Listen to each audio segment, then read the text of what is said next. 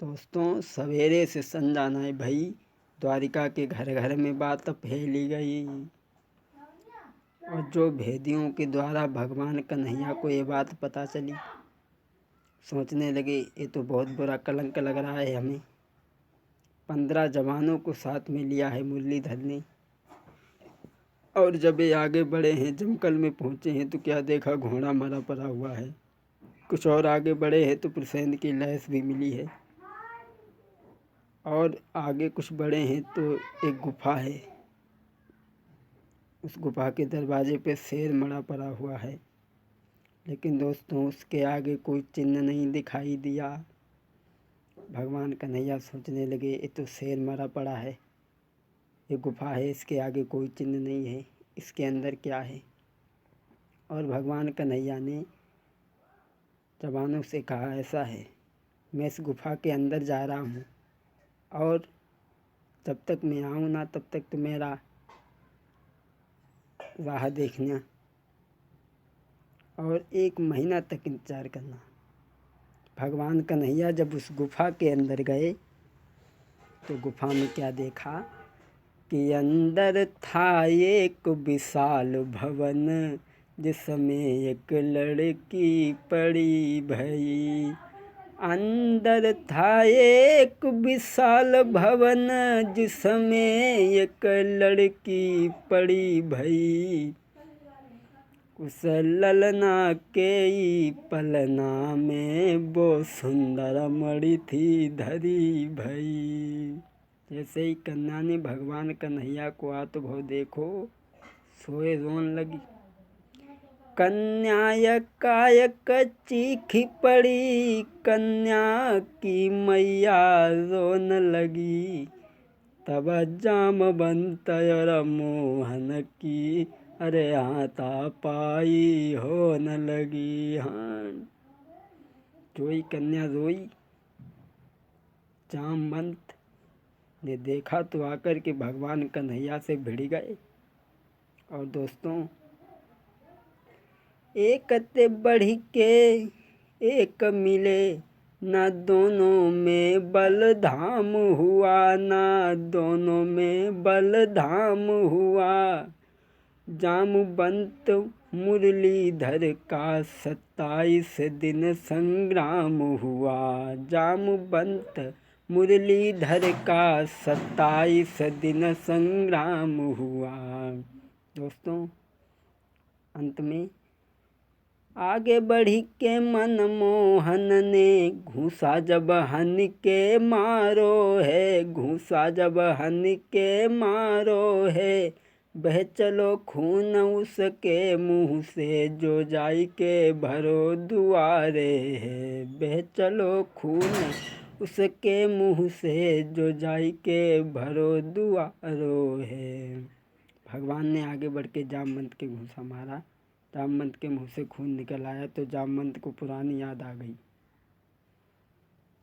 और उसी समय अरे झपट के गिर गए चरणन में, झपट के गिर गए चरणन में। और खुशब कसी छाई गई तन में। अरे पकड़ी भुजा के बीचरे भवन में, और राजा खुशी भव अति मन में। जामवंत आकर के प्रभु के चरणों में गिर गए और कहने लगे, प्रभु कैसे आना हुआ। भगवान कन्हैया कहने लगे, हमें मणि का कलंक लगा हुआ है, इसलिए हम आए हैं। दोस्तों, ये ध्यान रखना, ये जामवंत कौन थे। जब भगवान श्री राम लंका पर विजय करने के बाद में वापस लौटे तो भगवान श्री राम ने पूछा, जवानों किसी के अरमान अधूरे तो नहीं रहे। तो सबकी नज़र नीचे को थी। जामवंत कहने लगे, प्रभु मेरी भुजाओं की खुजलाहट नहीं मिटी। तो भगवान ने कहा, ठीक है जामवंत, तुम धैर्य धारण करो, जब हम द्वापर में आएंगे, हमारा कृष्ण अवतार होगा, तब हम तुम्हारी भुजाओं की खुजलाहट कम करेंगे।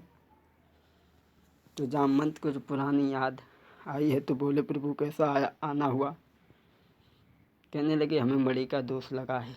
जामवंत ने वो मणि दी, और मणि लेकर के भगवान ने सत्यराजित को भिजवाई और चले। जामवंत कहने लगे प्रभु मणि भी ले जाओ, और हमारे घर में एक बिटरिया है जामवंती, ताऊ को संग ले जाओ। तो भगवान द्वारिका में आते हैं बड़ी ही खुशी के साथ में। बड़ी खुशी के साथ कृष्ण हरसाई सुनो सरदारी, मंडप लो गड़ाई रे के शादी की कीनी त्यारी। और जामवंती के बेटी को आई दुल्हन लो तो बनाई, बड़ी खुशी से मनमोहन ने ब्याह रे रचायो। महाराज खुशी से दुल्हन घर आई, और जामवंती बेटी संग प्रभु ने करो है दूजो ब्याह। दोस्तों, इधर मणि को भिजवाया है, तब सत्यजित ने यह सुना कि हमारे भाई को भगवान कन्हैया ने नहीं मारा, शेर ने मारा था। तब तो सोचने लगा कि मैंने भगवान को दोष लगा दिया, अब मैं भगवान के आगे मुंह कैसे दिखाऊंगा। और वो अरे मैंने दो श्याम को झूठो दोष लगाई, कैसे उनके सम्मुख मुख दिखाई। महाराज नारी तब सत्यजित की पत्नी आ जाती है, वो कहने लगी महाराज मैंने श्याम को दो झूठो दोष लगाई, कैसे उनके सम्मुख मुख दिखाई।